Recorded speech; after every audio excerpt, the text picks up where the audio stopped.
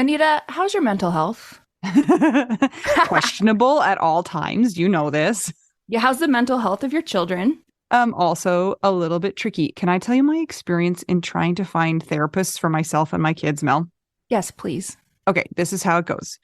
You ask around your friends and your family for a referral for somebody who's nearby. You finally find somebody who sounds like they might work for your family. You give them a call and you find out that A, they're not accepting new patients, or B, they have a huge wait list. So you start over again and you ask people if they know anybody who would be a good therapist and a good fit. Finally, you find one, you go and you meet with them, and you figure out that you don't actually like them that much. But it's been so much work to find somebody who you can go to in your area that you're kind of stuck with them. Well, do you have any ideas for how to get around this? I do because guess what? I've actually had some therapists that I have found on my own, which involves what you're saying. Sometimes I remember one time I was like 3 hours in the bathtub on my phone looking Yeah. through websites. I was such a prune at the end. But I have also had the experience with working with BetterHelp. And it was like, I don't want to say too good to be true, but because it is true, but it's like amazing because I was matched with my therapist within 24 hours. And you didn't have to go through all of that other ridiculous process of trying to find somebody. And here's the cool thing too, is if that person didn't work out for you, you can just switch and say, and it's not like you're committing to another years long search for somebody who you're going to jive with. It's true. And I lucked out, or maybe just BetterHelp is really good at matching people together because I never had to change my therapist. I loved her. Perfect fit for me. And I know that some of our friends have used BetterHelp and they've had to change therapists, and boom, same day, you can change. Easy peasy. You can ghost your therapist. Get a new one. I love this idea. BetterHelp is one of our sponsors. If you use our promo code trybetterhelp.com/WWDN, you get 10% off your first month, and we totally recommend it. Yes, get some therapy. That's trybetterhelp.com/WWDN.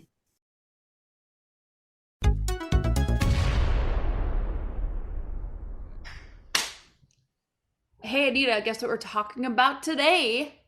I have no idea. Please tell me. A grief hangover. Oh, I have experienced this so many times, and it's kind of a bizarre feeling. So, a grief hangover refers to the days after a big grief day. So, like after a birthday, after a holiday, or after just a day that was hard for whatever reason, it's like you are a mess, but like in a hangover way, if that makes any sense at all. Anita's had so many hangovers. Full I know. disclosure, guys, I don't even drink any alcohol at all. So I don't even know what a hangover really feels like, but that's my best terminology for it. It's like the after effects of whatever happened the Yes. day before. I mean, full disclosure too, same situation for me, which I know might be shocking to people because I have blue hair. And Blue everybody hair, around here seems to alcoholic. think many things about it. Yes. So yeah, it's like you have a moment or a day or a time, and the acute grief, I guess, trigger has passed, but then you're just exhausted forever after it. Mm-hmm. When have you experienced grief hangovers? After what days? Man, let's see. Well, I know here's my most recent one. So whenever I enter into the fall season, my body remembers the trauma because I have a lot of dates relating to Scott that start from like right now, which is his birthday week, all the way through the end of the year. And so um, a couple weeks ago, I was starting to feel funny and I kind of had some PTSD, and I did whatever my little rescue things are, and then I had the hangover after it for like 2 days. Now I didn't take any medication. I did take some like rescue anxiety medication like maybe the first 2-ish years when I would have these after Scott died, but now I'm trying to not do that as much and try to use some tools. But it's interesting because you still have the feelings of exhaustion and just it for me it's like my body is just like, okay, remember this trauma is in your cells and you're learning how to deal with it and work through it and go take a nap. And I just feel like I got hit by a truck, honestly. Yeah, I agree with that. What about So you? I've had a few times that I can remember that have just been really hard parenting days where I've ended up like my door locked, just like sobbing behind my locked door while my kids like scream outside the door.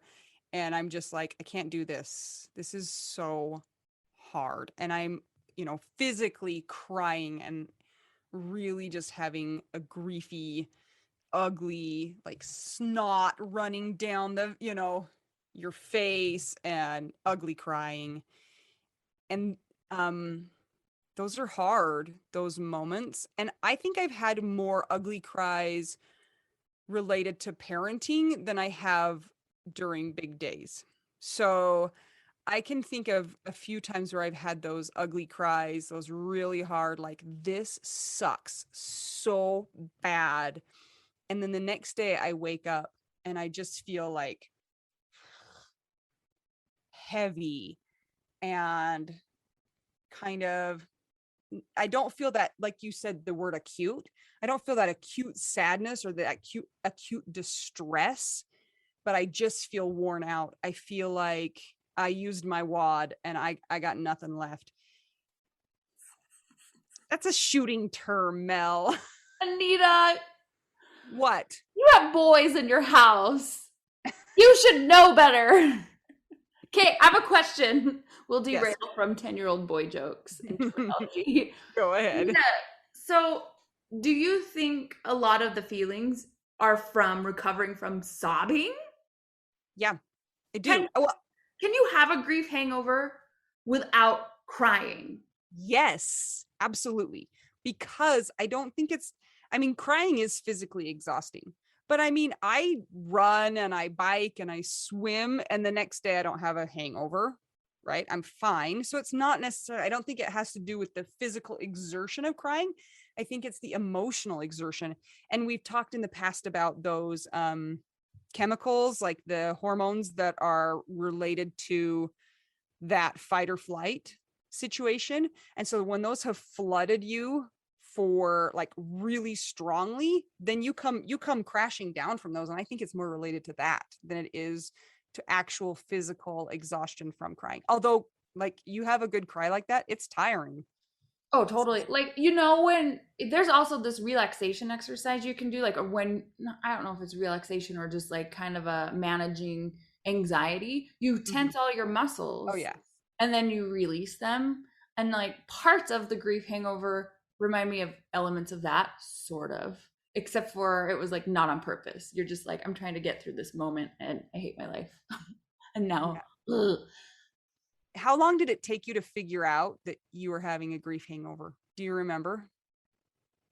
man, I just feel like the first or two, I was just in such a blur that I felt like I was always in one Mm.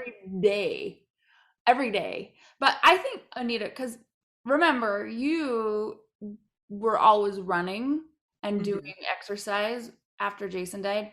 I I didn't have that because of my car accident, and so everything kind of just blurred together because I couldn't get out of bed.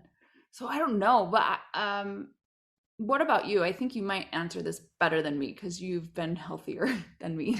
I don't know how long it took me. I just know that it took me a while.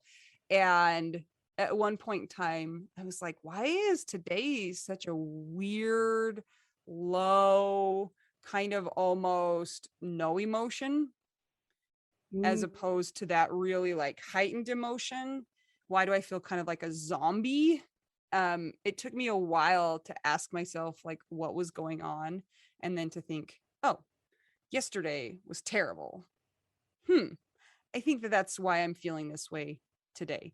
So I did not clue into it immediately. I kind of feel like I'm a dumb griever sometimes because it's taken me a long time. Like sometimes I'm like, oh, I'm having grief right now, and I haven't even clued into that sometimes. So it took me a while. And then, just like all of the things, as soon as I realized it, I was like, oh, that makes total sense. And like, give yourself a break and let yourself have a day where, and that, those are the days when I'm most likely to be like, no, I'm just going to like lay in my bed, even Mm. though I can't actually do that, but sort of. I'm going to be lazier than I would normally. Okay. So what do you think your longest grief hangover was? I probably a couple days. I'm going to say like two days where I just fell out of sorts, but not in that heightened pain, just more zombie like. Hmm.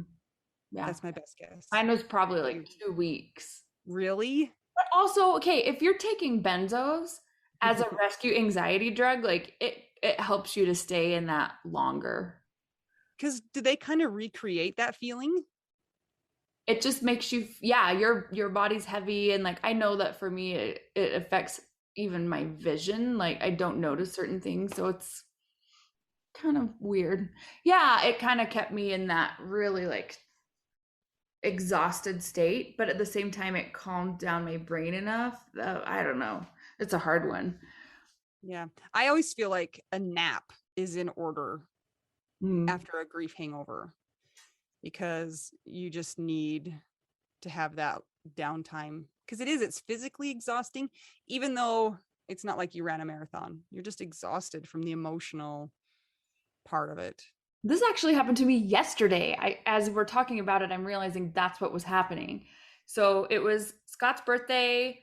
It was the day of the Zoom hangs. It was the day of a gig. It was the day of my engagement anniversary. It was September 11th. And I woke up and I didn't, Things. it was like all the things. Yeah. And I woke up and I felt heavy and I went and did the day, right? But I just felt like all I want to do is sleep. And I didn't have any tears or anything. I wasn't crying. So I think for me, if I'm not crying, then like you, I'm kind of a dumb griever where I'm like, well, I should be fine. What's the deal? Like, as long as I'm not crying, I'm fine. But I did notice that it kind of exhibited that way as a grief hangover, but it didn't really come from an emotional, like a cognizant emotional event. So it was more a subconscious grief hangover, even though you weren't consciously dealing with the grief. It's like your body knew that that's where you were at. And I did feel it for a lot of the day yesterday until the night when I had my show. It was wild. And then were you like, I'm here to play. I don't care about no grief. Yes, and then I felt like manic because I just Mm. had so much fun playing, you know. Thank you. Thank you, music, for getting me out of my grief hangover. But yeah, it's hard. I wonder what some of our other widow friends have in terms of grief hangovers, or if they notice patterns, or if they come on randomly, or if they have specific events that trigger them, or if they have a routine that they find works for them, or if it's random. What do you think? I would be curious to know too. Here's a question for you though. Do you think that the grief hangover is something that needs to be addressed or fixed, or is it just something to be aware of and to weather? I think just know there's a reason for it, learn how to sit with it, and it will pass. Yeah, I think it's a day just to be nice to yourself and realize what's going on and just do what you need to do and not beat yourself up about it. That's how I feel about it. I don't think there's really any intervention required. Oh, except for hydrate, hydrate. Like that's what they tell you to do with a real hangover, right? I guess so. Don't you eat omelets or something? Everyone's laughing listening to this. They're like, you guys are so stupid. So yeah, I mean, and a big common thread among any emotion that you are trying to avoid, the longer that you resist it, the more it will stay with you. So you might be surprised if you just learn how to sit with it and like allow it, then it might not even be a whole day that your grief hangover stays with you. It might be an hour or two, or maybe like 7 hours and then go away. So we get better at this hopefully as we go on. But I think awareness is number one, and then not resisting it, because resisting can lead to burnout and beating yourself up or shaming yourself, all that stuff. We don't You need just any more of that. you just hit on something though that is an interesting idea, and that is that if you've been feeling that grief hangover and you're like, okay, I'm done with this. Changing your activity, doing something different, doing something that you love can pop you out of that. I've had that a lot. Like, I'll go for a run and I'm like, okay, I'm good. I've reset myself. I feel like we can do this again. So, like, you played music and it helped you to kind of snap out of it. So, that's an idea. Loudly. I played music loudly, like myself. Yeah. Yeah. I think that it's interesting because aren't we always navigating that line of if I if I push through, is this going to actually help me pull out of something or is it going to set me back? Yeah. So, and we don't know unless we try it. And so you just make your best guess and you try it. And one thing that I've been trying to pay attention to more lately is I always want to sleep. I always want to like not go out. I always want to not go to the store or not do the things. And so I have to be like, okay, that's a part of my brain talking. Is that a part of my brain that I want to listen to right now? Or do I want to make a decision to be like, thanks, brain, for trying to keep me safe? I'm trying to break my cycles of not wanting to do anything. So I'm going to try a thing that's manageable and then break the cycle. So it can be done. I think that it's individual and personal for everybody that's going through it on what their own patterns are, what's going to work or not. And it's like a science experiment. Yeah. And it's like not trying to chase it away. Like, there's a difference. Like you're saying, there's like that line of, am I trying to chase it away or am I just trying to be like, okay, I would like to be somewhere else now.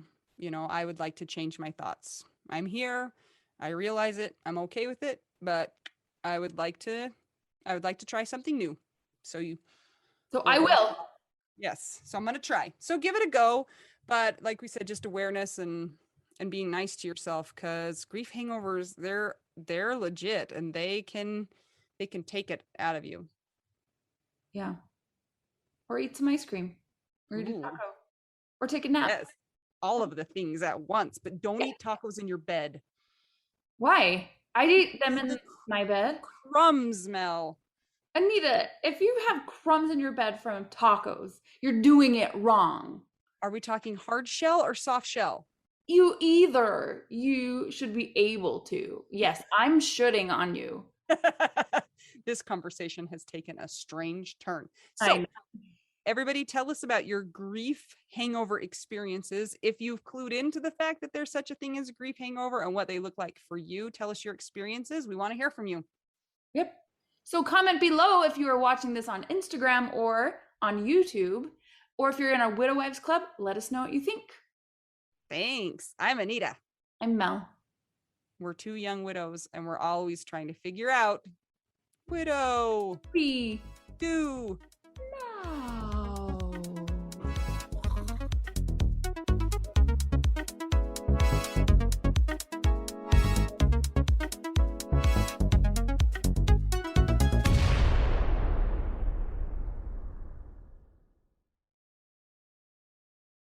This is my favorite thing to discuss with you. Tell me, what is it? One of my favorite things. I do enjoy tacos and cheese and dogs. This is about how you cannot pay hundreds and hundreds of dollars for a phone plan, especially when you're a widow, your person is dead, you might have kids, you might need another option, and you just want your phone to work. You want unlimited texting and service, and you want it to be like $25 a month. It blows my mind that they have plans that start at $15 a month. That is so cheap. And the cool thing is it uses other 5G networks. And so you don't have to pay extra for that. And you still get great service. Yep. Anita and I have traveled all over and I have used my phone. So I highly recommend it. And my mom's even on it. When my dad died, we put his phone down to the cheapest plan, which is $15 a month. And I think my mom's on the $20 a month plan and it's so worth it. It's so much cheaper than what we were all paying before. So I highly recommend it if you're on a budget or not. Who cares? Ryan Reynolds is in charge of the company and they send you free stickers with Ryan Reynolds temporary tattoos. It's kind of the best. So if somebody wants to sign up, what can they do, Anita? Go to trymintmobile.com/WWDN. Seriously, you guys, such a great idea. Save yourself some money. And if you're worried about losing data or having any changes with your phone, not going to happen. They walk you through it. Everything's fine. It's the easiest process. of all time. Again, that's trymintmobile.com/WWDN.